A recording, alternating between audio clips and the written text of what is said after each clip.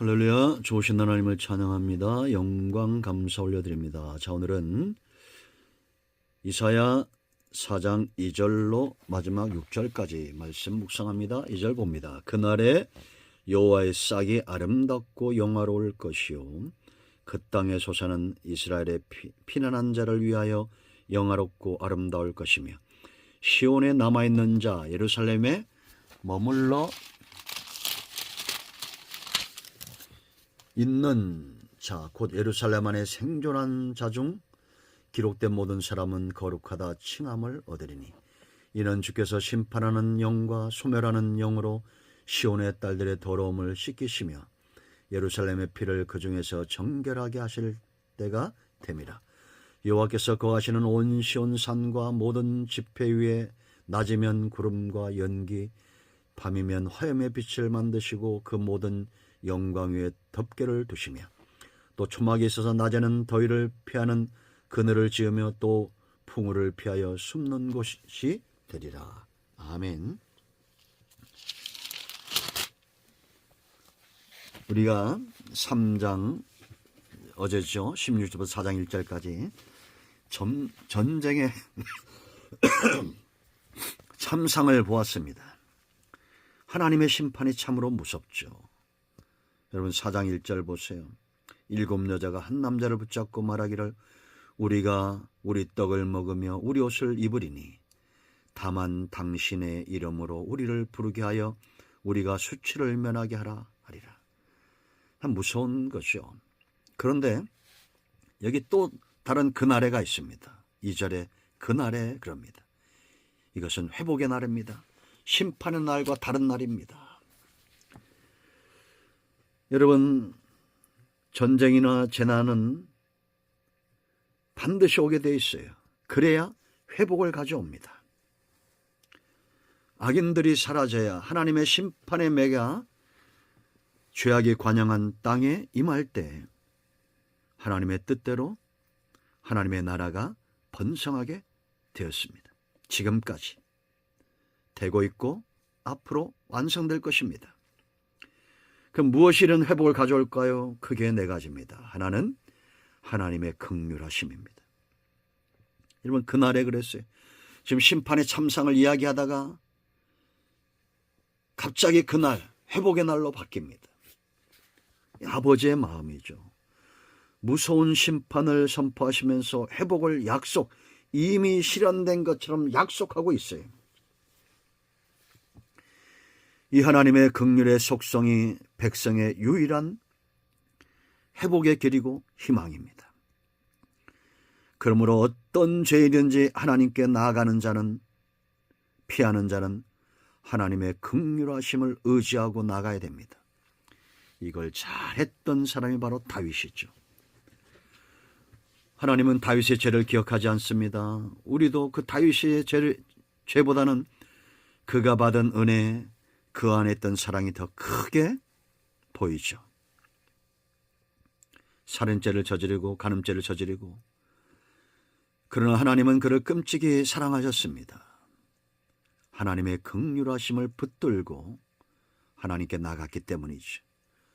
권력도 돈도 명예도 다 버리고 여호와의 신을 내게서 걷어가지 말라고 절규했던 다윗의 기도를 기억해야 됩니다. 여전히 변함이 없는 것은 하나님의 긍휼하심입니다.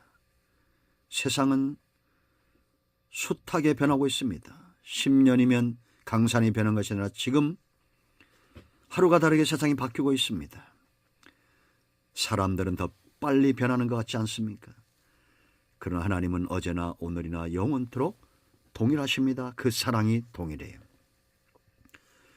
두 번째 하나님의 회복은 여호와의 싹으로 인하여 옵니다.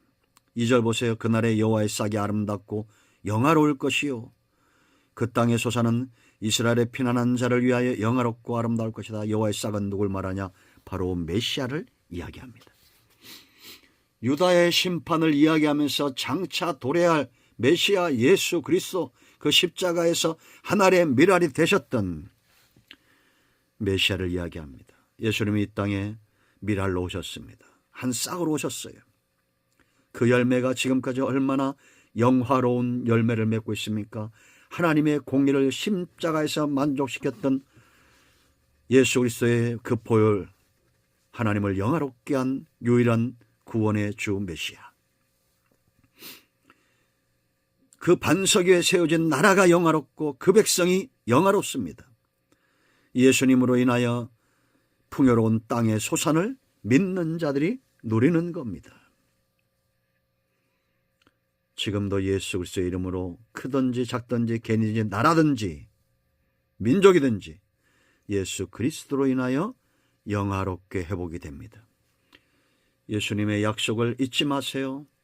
너희가 내 이름으로 구하는 모든 것을 응답하겠다. 그리하여야 하나님의 영광을 받는 겁니다. 우리가 예수님의 제자가 되어 하나님의 영광을 받는 거예요. 요한복음 15장 1절로 8절입니다. 그러므로 여러분, 예수 그리스도의 이름을 의지하여 하나님께 나가십시오. 자, 세 번째, 하나님이 회복하시는 또 다른 주체가 있습니다. 바로 남은 자들입니다. 2절 보세요. 이스라엘의 피난한 자 그랬습니다. 피난한 자를 위해 영화로울 것이다. 3절 보세요. 시온에 남아있는 자, 예루살렘에 머물러 있는 자, 예루살렘 안에 생존한 자 중 기록된 모든 사람은 거룩하다 칭함을 얻으리니. 회복의 모습은 거룩함의 회복입니다. 이들은 누굽니까? 남은 자, 시온에 있는 자, 예루살렘에 있는 자, 머물러 있는 자, 그 안에 생존한 자. 이들은 세상에 속하지 않고 노아처럼 하나님을 의지하고 은혜를 입은 자들입니다. 어느 시대나 남은 자, 그루터기처럼 원두막처럼 들판의 상징막처럼 남아있는 자들이 있어요. 하나님은 지금까지 역사 가운데 이들을 통해서 일하셨습니다. 이스라엘을 회복시켰고 전쟁으로 그들을 매를 대셨다가도 이들을 돌이켜 돌아오게 했습니다. 이 시대에 우리는 남은 자들이 되어야 됩니다. 세상에 속하지 않고 하나님 앞에 의롭게 의인답게 믿음 안에서 은혜를 사모하며 말씀 가운데 그하고 맡겨진 사역을 귀하게 여길 줄 아는 저와 여러분, 이 시대의 남은 자가 되어야 될 줄로 믿습니다. 그런가 하면 회복은 하나님의 인도하심에 있습니다. 5절 6절 말씀 보세요. 여호와께서 거하시는 온 시온산과 모든 지폐 위에 낮이면 구름과 연기, 밤이면 화염의 빛을 만드시고 그 모든 영광 위에 덮개를 두시며. 이스라엘 백성들이 애굽에서 나와 광야 내내 광야를 극복할 수 있었던 유일한 길이 뭐였습니까? 낮에는 구름기둥, 밤에는 불기둥이 그들을 인도하고 안위하였기 때문입니다. 광야를 지날 때는 구름기둥을 쫓아갔습니다. 밤이면 불기둥이 있어서 그들을 안위했습니다. 따뜻하게 보호했습니다.